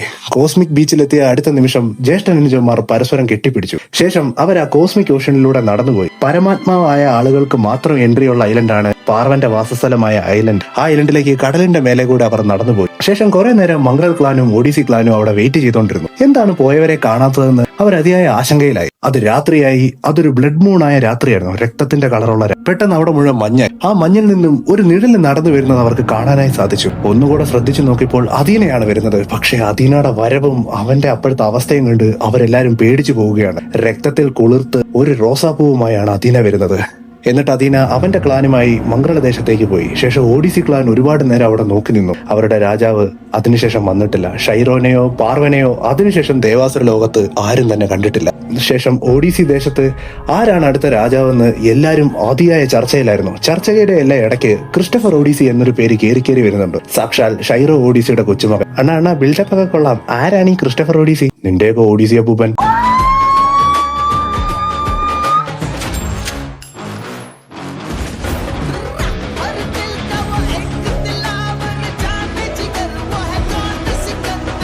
ക്രിസ്റ്റഫർ ഒഡീസി രാജാവായതിനു ശേഷം അദ്ദേഹത്തിന്റെ ആദ്യത്തെ ആജ്ഞ എന്താണെന്ന് അറിയാൻ വേണ്ടി ഒഡീസി ക്ലാനിലുള്ളവരെല്ലാരും ആകാംക്ഷയോടെ നിശബ്ദതയോടെ അവിടെ ഇരുന്നു. അപ്പോഴേക്കും ക്രിസ്റ്റഫർ ഒഡീസിയുടെ ഓർമ്മ കുറച്ച് പഴയ കാലങ്ങളിലേക്ക് പോയി. കാമറൂൺ ഐലൻഡിലേക്ക് പോകുന്നതിന് മുമ്പ് ഷൈറോ ഒഡീസി ക്രിസ്റ്റഫർ ഒഡീസിയോട് ഒരു കാര്യം പറഞ്ഞിരുന്നു. കുറെ കാലമായില്ലേ ഇവിടെ ദേവാസുര യുദ്ധം നടക്കുന്നു. ദേവന്മാരും ജയിക്കുന്നില്ല, അസുരന്മാരും ജയിക്കുന്നില്ല. അതുകൊണ്ട് നമുക്ക് പോയി ദേവാസുര യുദ്ധത്തിൽ പങ്കെടുക്കാം. ഒരു വശത്ത് ദേവന്മാരും അസുരന്മാരും ടീമായിട്ട് ഫൈറ്റ് ചെയ്തോട്ടെ, മറുവശത്ത് നമ്മൾ ഒഡീസി ക്ലാൻ മാത്രം. എന്നിട്ട് യുദ്ധം ജയിച്ചിട്ട് ഇറ്റേണൽ ഓഫ് വിഷ് നമുക്ക് സ്വന്തമാക്കും. ഇത് ഓർത്തു വെച്ച ക്രിസ്റ്റഫർ ഒഡീസി തന്റെ ആദ്യത്തെ ആജ്ഞയായിട്ട് ഒഡീസി ക്ലാനിലുള്ള എല്ലാവരോടും പറഞ്ഞു, നമ്മൾ ദേവാസുര യുദ്ധത്തിൽ പങ്കെടുക്കാൻ പോകുന്നു. അത് ഒഡീസി ക്ലാനിലുള്ള എല്ലാവർക്കും ഒരുപാട് ആകാംക്ഷയായി. എന്നാൽ ദേവന്മാർക്കും അസുരന്മാർക്കും അതത്ര സന്തോഷമുള്ള വാർത്തയല്ലായിരുന്നു. കാരണം ഒരു ഒഡീസി ക്ലാനുമായിട്ട് യുദ്ധം ചെയ്യുക എന്ന് പറഞ്ഞാൽ അതിൽ തോൽവി ഉറപ്പാണെന്ന് എല്ലാവർക്കും അറിയാവുന്ന കാര്യമാണ്. അതുകൊണ്ട് തന്നെ ദേവന്മാരും അസുരന്മാരും വളരെയേറെ ആശങ്കയിലായി. അപ്പോഴാണ് ദേവന്റെ അസുരന്റെ മനസ്സിലേക്ക് അദീന പറഞ്ഞ വാക്കുകൾ ഓർമ്മ വരുന്നത്. ഞാനുമായി യുദ്ധം ചെയ്യുന്നത് നിർത്തിയിട്ട് നിങ്ങളുടെ സങ്കടങ്ങൾ എന്നോട് പറയും.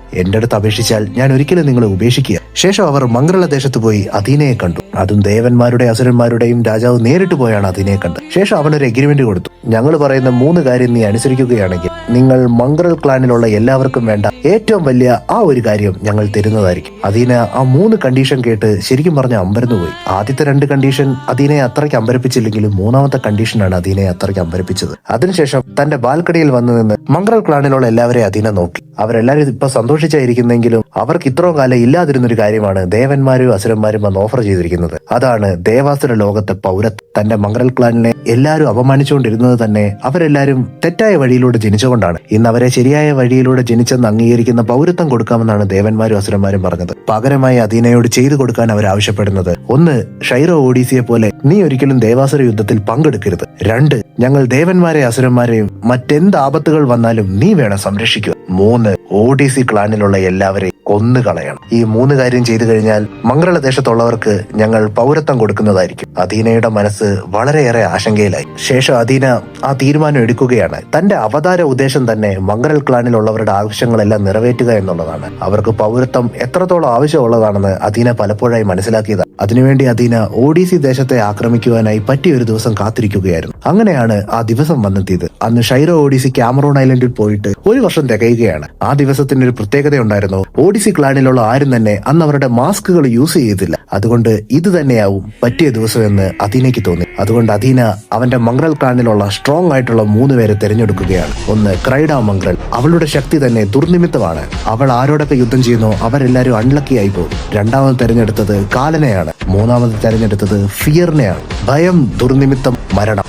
ഇന്നൊറ്റ രാത്രി കൊണ്ട് ഓഡിസി ക്ലാനിലുള്ള എല്ലാവരെയും നമ്മൾ കൊന്നുകളയാൻ പോവുകയാണെന്ന് അദീന പറഞ്ഞ അടുത്ത നിമിഷം തന്നെ ക്രൈഡയുടെ ഓർമ്മ കുറച്ച് പഴയ കാലങ്ങളിലേക്ക് പോയി. ക്രൈഡ ജനിച്ചപ്പോൾ കാഴ്ചയില്ലാത്ത അന്ധയായ ഒരു കുട്ടിയായിരുന്നു. അങ്ങനെ ഒരു ദിവസം കാഴ്ചയില്ലാതെ അന്ധയായ ക്രൈഡ വഴിതെറ്റിച്ചെന്ന് അകപ്പെട്ടു പോയത് കുറച്ച് സാമൂഹിക വിരുദ്ധരായ ഓഡിസി ക്ലാൻ മെമ്പേഴ്സിന്റെ അടുത്താണ്. ഒരു പെണ്ണിനും താങ്ങാൻ പറ്റാത്ത വലിയൊരു ക്രൂരതയാണ് അന്ന് ക്രൈഡ നേരിട്ടത്. അവർ എല്ലാവരും ക്രൈഡയെ ഒരുപാട് നേരം മാറി മാറി പീഡിപ്പിച്ചു. ശേഷം ഒരുപാട് നാളുകൾക്ക് ശേഷമാണ് അദീന ജനിക്കുന്നത്. അദീന ജനിച്ച ഉടനെ തന്നെ എല്ലാവരുടെയും ദീനങ്ങളും എല്ലാവരുടെയും വിഷമങ്ങളും മാറ്റുന്ന കൂട്ടത്തിൽ ക്രൈഡയുടെ കണ്ണിന്റെ കാഴ്ചകളും മാറ്റി അവൾക്ക് ഒരുപാട് ശക്തികളും കൊടുത്തു. അവളുടെ ഉള്ളിൽ ആ ശക്തികളെല്ലാം തിങ്ങി നിറഞ്ഞപ്പോഴെല്ലാം അവളുടെ മനസ്സ് നിറയെ ഓഡിസി ക്ലാനിനോടുള്ള പകയായിരുന്നു. ചെറുപ്പത്തിലുണ്ടായ ആ ട്രോമ കാരണം ഓഡിസി ക്ലാനിലുള്ള എല്ലാവരെയും കൊന്നു കളയണമെന്ന് അവൾ അതിയായ ആഗ്രഹിച്ച നിമിഷമായിരുന്നു. അതുകൊണ്ട് തന്നെ അദീന ഇത് പറഞ്ഞ അടുത്ത നിമിഷം തന്നെ ക്രൈഡ അവിടെ നിന്ന് ഇറങ്ങി ഒരൊറ്റ ഓട്ടം വെച്ചു കൊടുത്തു ഓഡിസി ദേശത്തേക്ക്. പോകുന്ന വഴി അവൾ അവളുടെ പള്ളിവാളും എടുത്തിട്ടുണ്ടായിരുന്നു. കാലനോടും ഫിയറിനോടും താൻ എന്തിനാണ് ഓഡിസി ക്ലാനെ കൊല്ലാൻ പോകുന്നതെന്നും അതുകൊണ്ട് മംഗൾ ക്ലാനിന് എന്ത് നേട്ടമാണ് ഉണ്ടാകുന്നതെന്നും പറഞ്ഞു.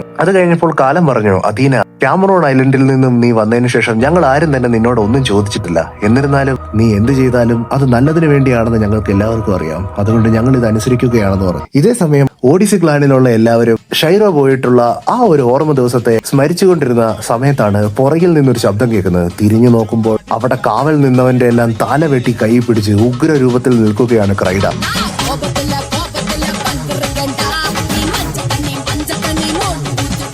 ആ രൂപത്തെ നോക്കി നീ ആരാണ് സ്ത്രീയെ എന്നൊരു ഓഡിസി മെമ്പർ ചോദിച്ചപ്പോൾ അവന്റെ കഴുത്തിന് ചുറ്റും നീളമുള്ളൊരു നാക്ക് വന്ന് പിടി വീണ് അവനെ വലിച്ചെടുത്തോണ്ടങ്ങ് പോയി. ശേഷം അവർ കണ്ടത് ക്രൈഡയുടെ ഒരു താണ്ഡവം തന്നെയാണ്. ക്രൈഡ വരുന്നവനെയും പോകുന്നവനെയും എല്ലാം വെട്ടി വെട്ടി അരിഞ്ഞു കളഞ്ഞു. ഇതേ സമയം ദേവന്മാരുടെ രാജാവിനൊരു സംശയം. അതിനെ വെറും 3 ആൾക്കാരെയല്ലേ അയച്ചിട്ടുള്ളൂ, അവരെ കൊണ്ട് ഓഡിസി ക്ലാനിനെ കൊല്ലാൻ പറ്റുമോ എന്ന് വിചാരിച്ച് അയാൾ ഒരു 300 കോടി ദേവന്മാരെ അങ്ങോട്ട് അയച്ചു. ഈ 300 കോടി ദേവന്മാര് വന്നപ്പോഴത്തേക്കും ക്രൈഡ ഒറ്റയ്ക്ക് തന്നെ ഓഡിസിയിലുള്ള എല്ലാ പ്രജകളെയും വെട്ടി ഞുറുക്കുന്ന കണ്ടപ്പോൾ ദേവന്മാർക്കെല്ലാം ഒരു ആഗ്രഹം തോന്നി. അവരെല്ലാവരും സ്ത്രീകളുള്ള സ്ഥലം എവിടാന്ന് നോക്കി. ഓഡിസി ക്ലാനിലെ സ്ത്രീകളെല്ലാം ഹൈബ്രിഡും അതുപോലെ തന്നെ അതീവ സുന്ദരികളുമാണ്. ഇന്നൊരു രാത്രി കൊണ്ട് അവരെല്ലാവരും ചാകുന്നതുകൊണ്ട് അവരെ അങ്ങനെ വെറുതെ വിടാൻ ദേവന്മാർക്ക് ഉദ്ദേശമില്ലായിരുന്നു. അതായിരുന്നു അവരുടെ ജീവിതത്തിൽ അവരെടുത്ത ഏറ്റവും വലിയ തെറ്റായ തീരുമാനം. കാരണം ആ സ്ത്രീകളെ സംരക്ഷിക്കുവാനായി അവിടെ ഒരു വലിയ തടസ്സം ഉണ്ടായിരുന്നു. സാക്ഷാൽ ക്രിസ്റ്റഫർ ഓഡീസിയുടെ ചെറുമകനായ പ്രിൻസ് ലിയോണോഡസ് ഓഡീസി.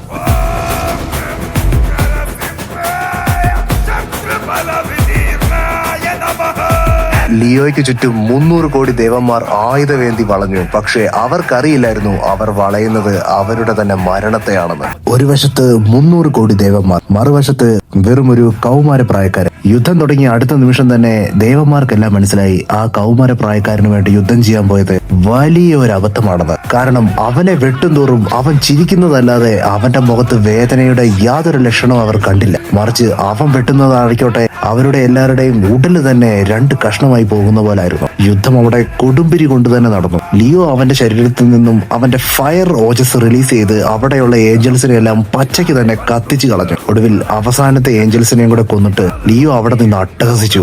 അപ്പോഴാണ് ലിയോയുടെ ആത്മാവ് അവന്റെ ശരീരത്തിൽ നിന്നും അകലാൻ പോകുന്ന പോലെ ലിയോയ്ക്ക് തോന്നിയത്. ലിയോ പുറകിലേക്ക് തിരിഞ്ഞു നോക്കുമ്പോൾ കാലനാണ് അടുത്ത് നിൽക്കുന്നത്. കാലൻ ലിയോയുടെ ആത്മാവിനെ ഉരിഞ്ചെടുക്കാനാണ് ശ്രമിച്ചത്. അപ്പോൾ ലിയോ കാലനോടായി പറഞ്ഞു, എന്റെ ആത്മാവിനെ വെളിയിലെടുക്കണമെങ്കിൽ എന്റെ ആത്മാവിനെക്കാളും ബലമുള്ള ഒരു ആത്മാവ് വേണം അത് ചെയ്യാൻ. അങ്ങനെ നോക്കുവാണെങ്കിൽ നീയല്ല നിന്റെ തന്ത വിചാരിച്ചാലും എന്റെ ആത്മാവ് എടുക്കാൻ പറ്റുകയില്ല എന്ന് പറഞ്ഞ് കാലനെ അവിടെ ഇടിച്ച് എച്ചിലാക്കി തോപ്പിച്ചു എന്ന് തന്നെ പറയാം. അതിനുശേഷം ലിയോ ഓഡിസി ദേശത്തിന്റെ മറ്റൊരു വശത്തേക്ക് വന്നപ്പോഴത്തേക്ക് കാണുന്ന കാഴ്ച അവിടെ രക്തത്തിൽ കുളിച്ചു നിൽക്കുന്ന ക്രൈഡയെയും തന്റെ മിച്ചമീതിയുള്ള ക്ലാൻ മെമ്പേഴ്സിനെയാണ്. ഇതിനോടകം തന്നെ ക്രൈഡ 90% ഓഡിസിക്കാരെയും കൊന്നിരുന്നു.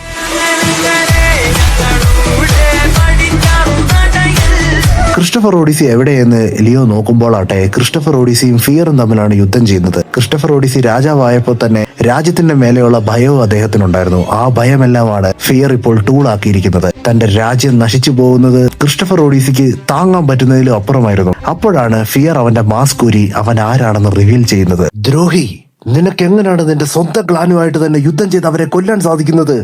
നിന്നെ ഞാൻ വെറുതെ വിടില്ലടാ, നിന്നെ ഞാൻ കൊല്ലൂടാ. അത് കണ്ടതും ക്രിസ്റ്റഫർ ഓഡിസിക്ക് എത്ര നേരം ഇല്ലാതിരുന്ന വലിയൊരു ദേഷ്യം തന്നെ വന്നു. ഉള്ള ധൈര്യങ്ങളെല്ലാം വെളിക്കൊണ്ടുവന്ന് തന്റെ ഭയത്തെ അതിജീവിച്ച് ഫിയറിന്റെ തലയും വെട്ടി. എന്നിട്ട് ക്രിസ്റ്റഫർ ഓഡിസി മുന്നോട്ട് വന്ന് ലിയോ എവിടെയെന്ന് അന്വേഷിക്കുന്ന സമയത്താണ് ലിയോയും ക്രൈഡയും തമ്മിൽ യുദ്ധം ചെയ്യുന്ന കണ്ടത്. അപ്പോഴാണ് ക്രിസ്റ്റഫർ ഒരു കാര്യം ശ്രദ്ധിക്കുന്നത്. ലിയോ അടിക്കുന്ന ഒരടി പോലും ക്രൈഡയുടെ മേലെ കൊല്ലുന്നില്ല. ലിയോ എടുക്കുന്ന ട്രെയിനിങ്ങിന് അവന്റെ ഒരടി പോലും മിസ് ആകാതെ ലക്ഷ്യത്തിൽ കൊള്ളേണ്ടതാണ്. പക്ഷെ ക്രൈഡയുടെ ദേഹത്ത് കൊള്ളുന്നില്ല. കാരണം അവളുടെ പവർ തന്നെയാണ് ദുർനിമിത്തം. അവളെ ആരൊക്കെ ഫൈറ്റ് ചെയ്യാൻ ശ്രമിക്കുന്നോ അബദ്ധത്തിലായാലും അവരാരും അവളുടെ ദേഹത്ത് അടിക്കാതെ കാല് തെറ്റി നിലത്ത് വീഴുകയോ അല്ലെങ്കിൽ ആ പഞ്ച് പോയി അവരുടെ പ്രിയപ്പെട്ടവർക്കോ കൊണ്ടുകൊണ്ടേയിരിക്കും. മറിച്ച് അവൾ അടിക്കുന്ന ഒരടി പോലും ആർക്കും താങ്ങാൻ പറ്റുന്നില്ല. അപ്പോഴാണ് ക്രിസ്റ്റഫർ ഓഡിസിയും കൂടെ അങ്ങോട്ട് ചെല്ലുന്നത്. എന്നിട്ട് മുത്തശ്ശനും കൊച്ചുമകനും കൂടെ ക്രൈഡയെ എതിർക്കാനായി ടീമായിട്ട് നിന്നു. ഉടനെ ക്രൈഡ പറഞ്ഞു, നിങ്ങളെ രണ്ടുപേരെയും ഞാൻ എന്തായാലും ചുമ്മാ എതിർക്കുന്നില്ല. ഞാൻ എന്റെ മഹേന്ദ്രജാലം ആക്ടിവേറ്റ് ചെയ്യാൻ പോവുകയാണ്. മഹേന്ദ്രജാലം പടകാളി.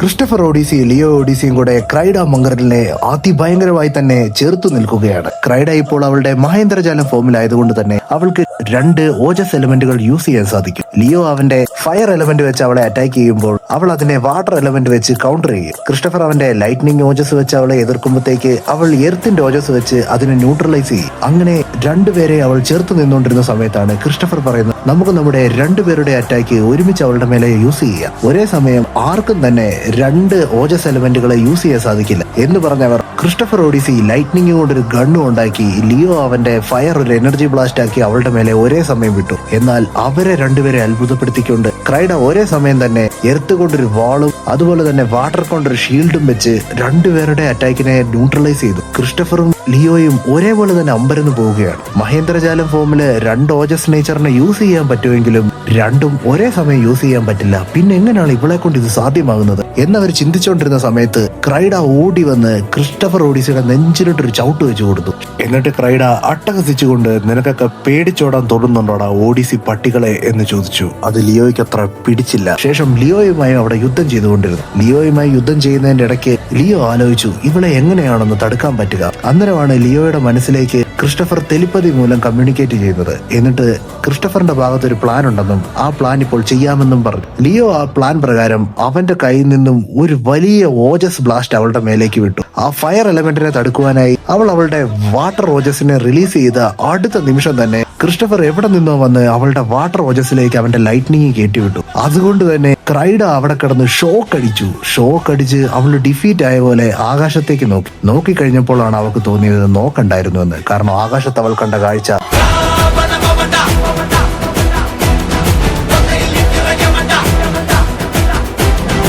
നീ എന്താടി കുറച്ചു മുമ്പേ പറഞ്ഞേ പേടിച്ചോടാൻ തോന്നുന്നുണ്ടോന്നോ? നീയൊക്കെ വെട്ടാൻ ഒരു കത്തിയായിട്ട് വന്നാ നമ്മള് നെഞ്ചു വിരിച്ച് കാണിക്കും. അല്ലാതെ പേടിച്ചോടുന്ന സ്വഭാവം ഓഡിസി കുടുംബത്തിലെ എച്ചില് തിന്നുന്ന പട്ടിക്ക് പോലും ഇല്ലടി. ലിയോ പറന്നു വന്ന് അവളെ അടിച്ച് നിലത്തിട്ടു. ശേഷം അവർ തിരിഞ്ഞു നടക്കാൻ വേണ്ടി തുടങ്ങുമ്പോഴാണ് ക്രൈഡ വീണ്ടും എഴുന്നേറ്റ് വരുന്നത്. നിനക്കൊക്കെ എന്നെ കൊല്ലാൻ പറ്റും, പക്ഷെ ഒരിക്കലും തോൽപ്പിക്കാൻ പറ്റില്ലെന്ന് പറഞ്ഞു. ലിയോ ഉടനെ തിരിഞ്ഞ് അവളെ വെട്ടാൻ വേണ്ടി തുടങ്ങിയപ്പോ ലിയോയുടെ സോഡ് പൊട്ടിപ്പോയി. അവൻ എന്താണ് പറ്റിയെന്ന് ചുറ്റും നോക്കിയപ്പോഴേക്കാണ് ക്രൈഡ മനസ്സറിഞ്ഞു വിളിച്ചപ്പോൾ അവളെ രക്ഷിക്കുവാനായി അവളുടെ ഭഗവാൻ അവിടെ വന്നു.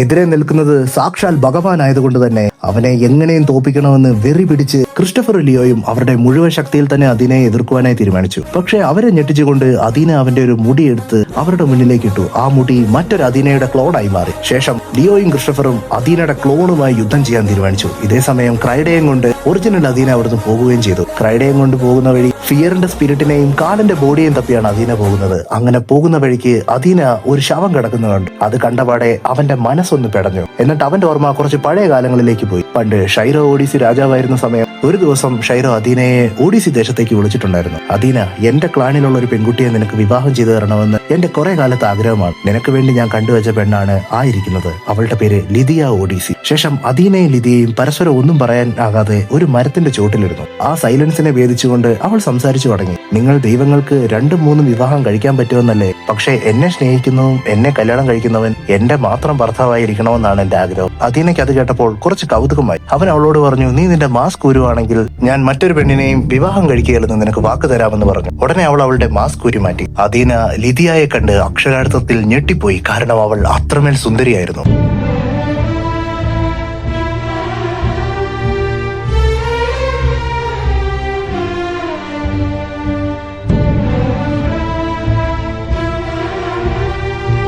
അദീന അവൾക്ക് ഞാൻ നിന്നെ മാത്രമേ വിവാഹം കഴിക്കുള്ളെന്ന് വാക്ക് കൊടുത്തു.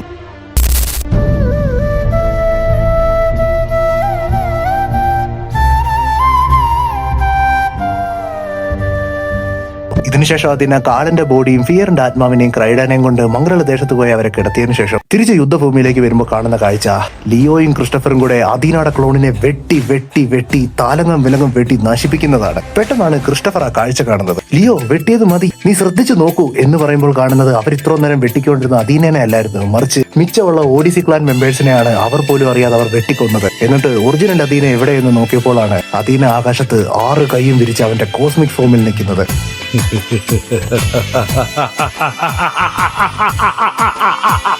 I am the only one.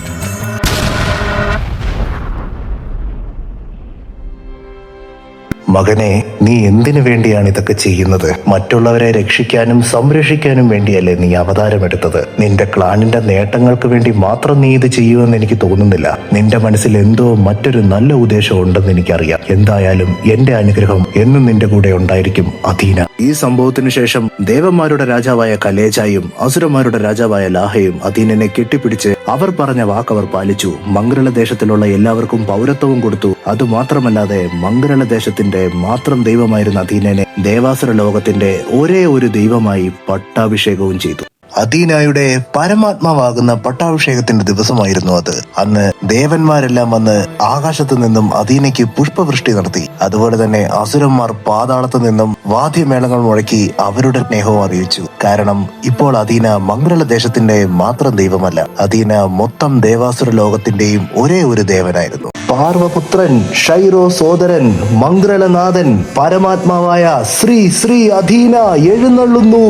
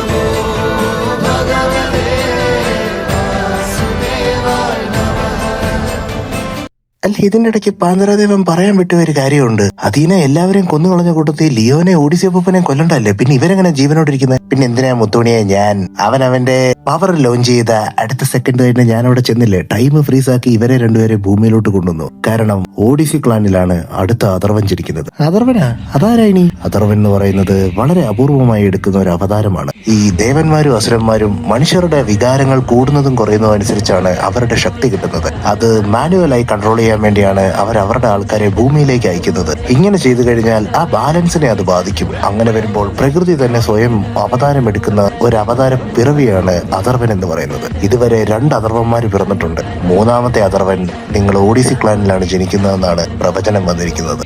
അപ്പൊ ഞങ്ങളുടെ കൂട്ടത്തിൽ ആരെങ്കിലും ആണോ അത്? ചിലപ്പോൾ നിങ്ങളുടെ കൂട്ടത്തിൽ ആരെങ്കിലും ആയിരിക്കാം, ചിലപ്പോൾ നിങ്ങൾക്ക് ഉണ്ടാകാൻ പോകുന്ന മക്കളായിരിക്കാം. എന്തായാലും ഇപ്പൊ ഓഡിസി ക്ലാൻ ജീവിച്ചിരിക്കണോ എന്നുള്ളത് എന്റെ ആവശ്യമാണ്. നാളെ നിങ്ങളുടെ ഹോട്ടൽ തുടങ്ങിയിട്ട് 25 കൊല്ലമാകുന്നു എന്നല്ലേ പറഞ്ഞേ? നാളെ ആ 25 കൊല്ലത്തിന്റെ ബിരിയാണി നിന്നിട്ട് എല്ലാവരുടെ ലഗേജ് പാക്ക് ചെയ്തോ. കാരണം 2099 എന്ന കാലഘട്ടത്തിൽ നിങ്ങൾ ജീവിച്ചിരിപ്പുണ്ടെന്നുള്ള ടൈം ലൈൻ തന്നെ ഞാൻ എറേസ് ചെയ്യുകയാണ്. എന്നിട്ട് ഇവരാരും ഇനി നിങ്ങളുടെ പുതിയ ലൊക്കേഷൻ കണ്ടുപിടിക്കാത്തൊരു ടൈം ലൈനിലേക്ക് ഞാൻ നിങ്ങളെ കൊണ്ടുപോകാം. ഇവരിതെല്ലാം പറയുന്നത് മറ്റൊരാൾ ഒളിഞ്ഞു കേൾക്കുന്നുണ്ടായിരുന്നു. അദ്ദേഹത്തിന്റെ പേരാണ് പൗർണമി. മോൺ ഗോഡസായ പൗർണമിനെ അധീന സ്പൈ ആയിട്ട് വിട്ടതായിരുന്നു.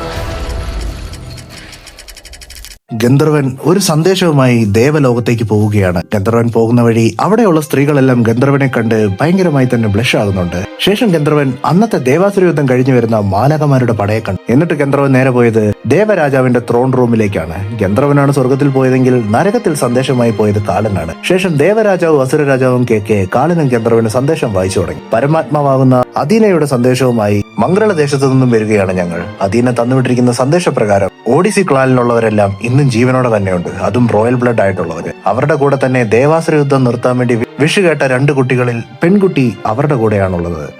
അതുപോലെ തന്നെ അവരുടെ കൂടെയാണ് അഥർവനായി പിറന്നവനും ഉള്ളത്. അഥർവൻ എന്ന പേര് കേട്ടതും ദേവന്റെ അസുരന്റെ മോഹം ഒന്ന് വാടി. കാരണം അവരുടെ ഓർമ്മ കുറച്ച് പഴയ കാലങ്ങളിലേക്ക് പോയി. ഈ ദേവനും അസുരനും ശക്തി കിട്ടാൻ വേണ്ടി ഭൂമിയിലുള്ള മനുഷ്യരുടെ ഇടയിലേക്ക് ഇറങ്ങിച്ചെന്ന് അവർ ബലി കൊടുക്കുന്നതിലൂടെയാണ് ഇവരുടെ ശക്തിയെല്ലാം ഇരട്ടിയായിക്കൊണ്ടിരുന്നത്. അങ്ങനെയിരിക്കെ അത് തടയാൻ വേണ്ടി പ്രകൃതി തന്നെ നേരിട്ട് അവതാരം എടുക്കുവാനായി തീരുമാനിച്ചു. അങ്ങനെ പ്രകൃതി ആദ്യമായി അവതാരം എടുക്കുന്നത് അസുരന്മാരുടെ കുലത്തിലെ തിലോത്തമ്മ എന്ന് പറയുന്ന പെണ്ണിന്റെ ശരീരത്തിലാണ്. അവൾ അഥർവനായി മാറിയ അടുത്ത നിമിഷം തന്നെ അന്നത്തെ ദേവനെ അസുരനെയും കൊന്നുകളഞ്ഞു. ശേഷം അന്ന് മരിച്ചുപോയ ദേവാസുര രാജാക്കന്മാരുടെ പുത്രന്മാരാണ് അടുത്ത ദേവനും അസുരനുമായി മാറിയത്. ദേവരാജാവിന്റെ മകനായ കലേജായും അസുര രാജാവിന്റെ മകനായ ലാഹയും. ഇവിടെ ഞാൻ പറയുമ്പോൾ പകൽ, ഞാൻ പറയുമ്പോൾ രാത്രി.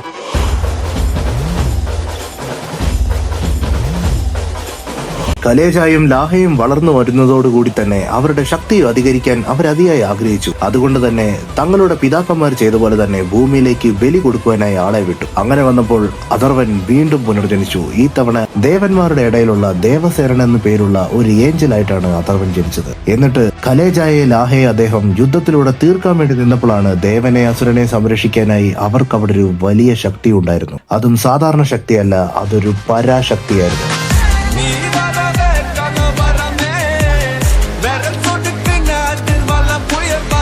അധീനയും അഥർവനും തമ്മിലുള്ള യുദ്ധം വളരെയധികം ഭയാനകമായ യുദ്ധമായിരുന്നു. എന്നിരുന്നാലും യുദ്ധത്തിന്റെ ഒടുവിൽ അധീന അഥർവനെ തോൽപ്പിക്കുക തന്നെ ചെയ്തു.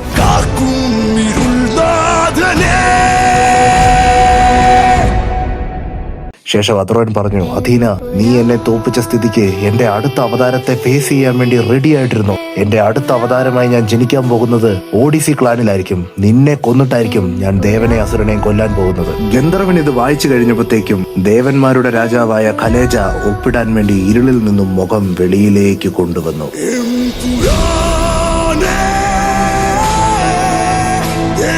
അതിനുശേഷം അസുരന്റെ രാജാവ് കാലം കൊണ്ടുവന്ന സന്ദേശത്തിന് ഒപ്പിടാൻ വേണ്ടി ഇരുളിൽ നിന്നും മുഖം വെളിച്ചത്തേക്ക് കൊണ്ടുവന്നു.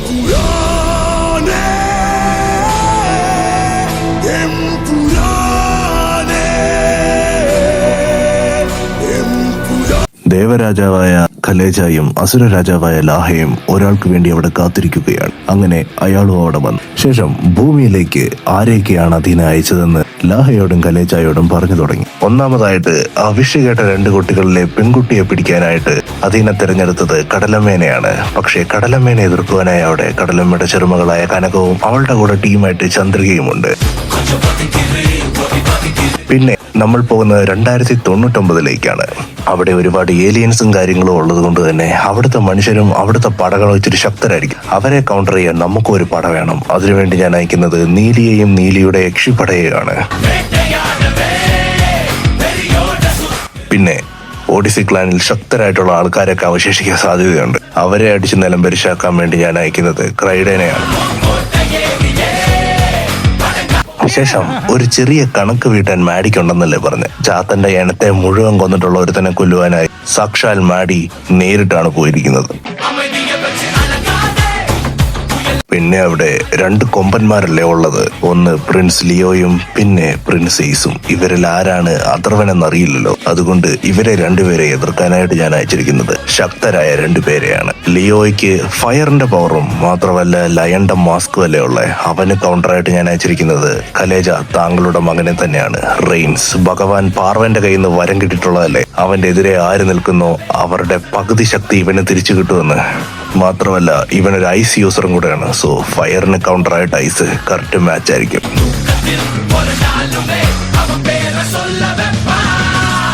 പിന്നെ എയ്സിനെ തോപ്പിക്കാനായി ഞാൻ അയച്ചിരിക്കുന്നത് ഫിയറിനെയാണ്.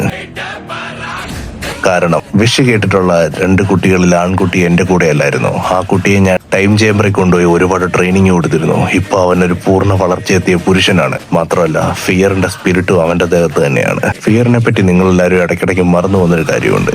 ഫിയർ കഴിഞ്ഞ ജന്മത്തിൽ ഒരു ഓഡിസി ക്ലാൻ മെമ്പർ ആയിരുന്നു. അതുകൊണ്ട് അവന്റെ മംഗ്രലിന്റെ പവറും ഉണ്ട്, ഓഡിസിയുടെ പവറും ഉണ്ട്.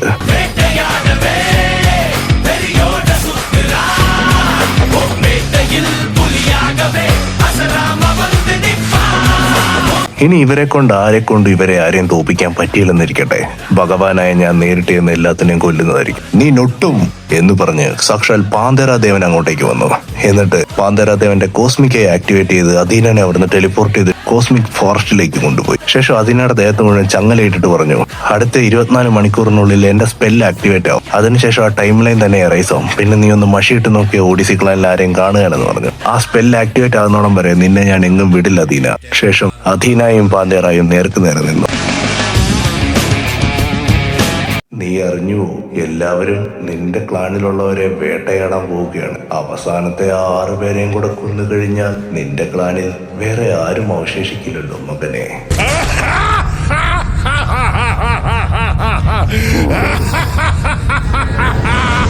അവനെ കൊണ്ടൊന്നും പറ്റൂല സാറേ. ഇതേസമയം ഓഡിസി ഹോട്ടലിൽ അവരവരുടെ 25 വർഷത്തെ സിൽവർ ജൂബിലിക്ക് വേണ്ടി തയ്യാറാവുകയാണ്. എല്ലാവരും ട്രഡീഷണൽ കേരള ഡ്രസ്സിൽ തന്നെ ഒരുങ്ങി ഫോട്ടോ എടുക്കാൻ വേണ്ടി റെഡിയായി നിന്നു. എയ്സിനെ മാത്രം കാണുന്നില്ല. എയ്സ് ഇതേസമയം അവന്റെ റൂമിൽ അവൻ ഇന്നലെ പാന്തരകോട് അഥർവനെ പറ്റി പറഞ്ഞ കാര്യങ്ങളെല്ലാം ഓർത്തുകൊണ്ട് ഡ്രസ്സ് മാറുകയാണ്. ശേഷം എയ്സ് അവന്റെ കണ്ണാടിയിലേക്ക് നോക്കിയപ്പോൾ അവൻ കണ്ണാടിയിൽ കാണുന്നത്